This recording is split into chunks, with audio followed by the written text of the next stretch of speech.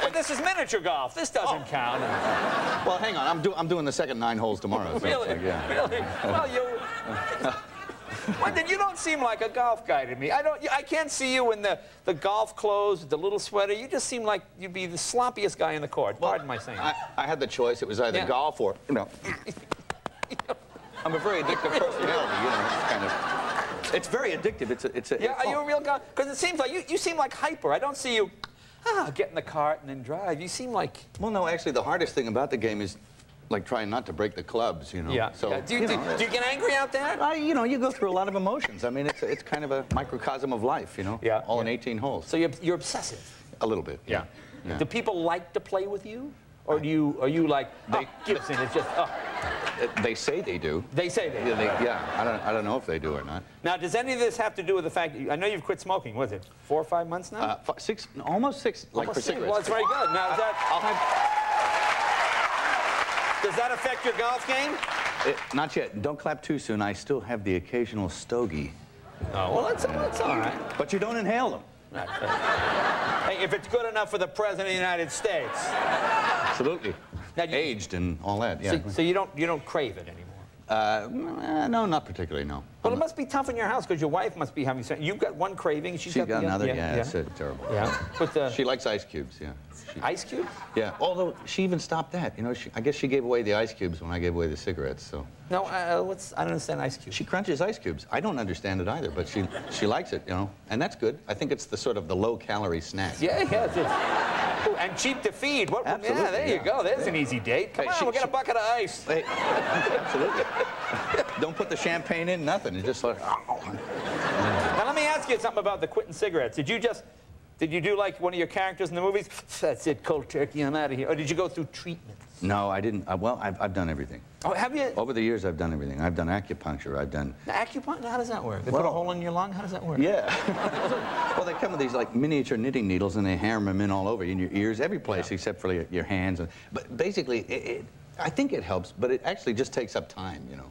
Yeah. It's just like an hour you're in there, you're not smoking while the guy sticks I see. Yeah, that's a good sign that you're over it. Yeah, absolutely. Now, have you changed in any way physically? Because a lot of people quit smoking cigarettes and they literally change. Maybe they lose weight, they gain weight. I gained like 20 pounds, you know. Well, you don't look at it. You gain weight? You lifted me up. I expect you'll get a hernia tomorrow. It does. You get a little porky around the midriff. Yeah. You know, you put on that. You know, I'm 43 too. I mean, it's going to happen. I got to let it go. Yeah, that's it. I wish everything got bigger, but no. No, that's it. Just disappears. Yeah. Now, how about Valentine's Day this weekend? You doing a special thing on the wire? I imagine probably romantic island, the seaside cruise, maybe living in the Bahamas, this Antigua at daybreak. You do know, Valentine's Day is like, it's kind of a Hallmark holiday. And you know what? I'm such a great guy every other day of the year that on Valentine's Day, I'm a real pig. You know. I take a holiday. Valentine's Day is my day off from romanticism. You know, you see, you're just contrary. You're what my mother would call contrary. Yes. So you resent the fact, you mean, that they make you celebrate Valentine's Day. Yeah. Is that it? Yeah, absolutely. I mean, somebody tells you when to actually be nice to somebody else. That's terrible. Yeah. I mean, think about that for a minute. There's a day when you're... Yeah. So men are literally blackmailed. Men are blackmailed into buying chocolate, correct? That's basically it, roses. We are blackmailed into paying what, $150 for roses? Yeah, something like that. And I think it should stop. Yeah. And if you want to leave your laundry on the floor or wet towels on the bed, you should do it on Valentine's. That's what I say, yeah. Look at half the crowd.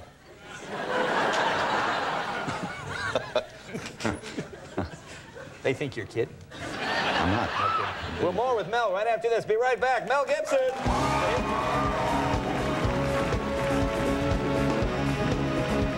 Talk. Mel Gibson.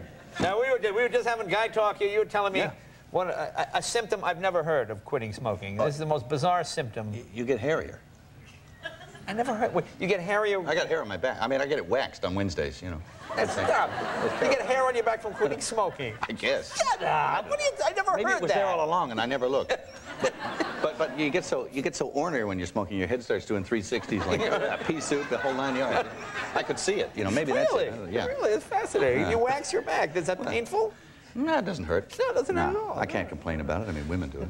Now you have some trick with spoons. Oh, yeah. You've heard about spoon tricks. Okay. What is this? Well, stop it. I know what you're thinking.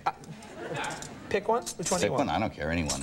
Okay. Any old spoon is good, you know. They all look like very serviceable spoons. Well, it's actually the power of the mind. The power of the mind. Absolutely. You got to sort of get up there and something happening there. Not much. That's a bent spoon. I bent it, didn't I? Well, let me see. Here, try it on another one. That went by me, so my mind is not as powerful as yours. Okay. That went by. Okay. Now you really got to think. It's like. There you get your bent spoon, see?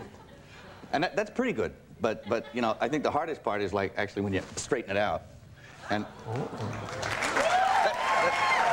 I'll straighten all your spoons back out. You got to leave it as you found it.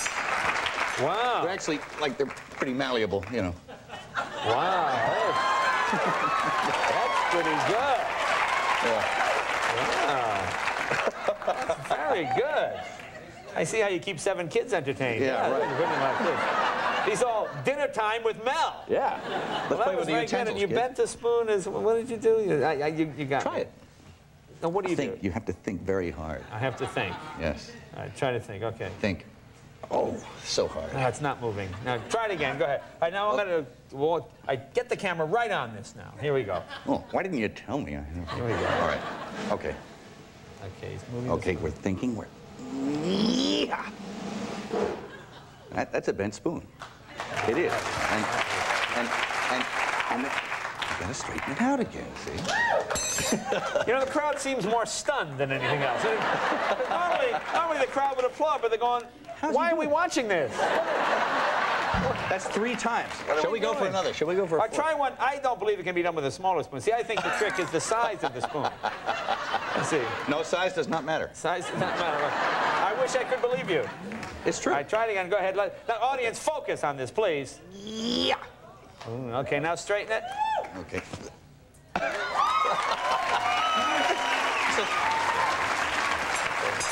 Actually, helps if you have really strong wrists. Really, yeah. really. Now tell me about this movie. You know, I really enjoyed this movie. The thing I enjoyed about this movie is I did not see any. I didn't see this coming. Because most movies where a bad guy plays a bad guy, he's really like a good guy. Yeah. And you're just a bad guy. A bad guy. I thought we break with tradition, you know. Actually, but I like that. He's not. I don't think so. He steals. He's not a bad guy. He steals. He kills people. But apart from that, he's not a bad guy. Not a bad guy. He's a good sociopath. But well, compared to everybody else in the movie, because I'm not giving too much away here, am I? No. Compared to everybody else in the movie, it's a very bad world. And tell people what the story is. Oh, the story is it's pretty simple. It's just about revenge. You know? Yeah. It's about getting even. Payback, as the title suggests. Yeah. Well, the thing I love about the movie is, and I know people like this, they get something that doesn't belong to them in the first place. It's someone takes it from them, and they feel it's theirs, and they have to get it back. Well, that's what made me laugh about the movie. I mean, it was never yours. It's absurd. It's never his in the first place. He's completely, like, he's morally reprehensible. He's got a very stilted sense of ethics. Right, right. Yeah. Well, here, we have a clip here. What's the scene we're going to see here? Well, seeing as it's Valentine's Day, this is the most tender moment of the film. Oh, well, this is the... There's togetherness, there's intimacy, they share a few laughs. So this is where women will bond? Yeah, I hope so, yeah.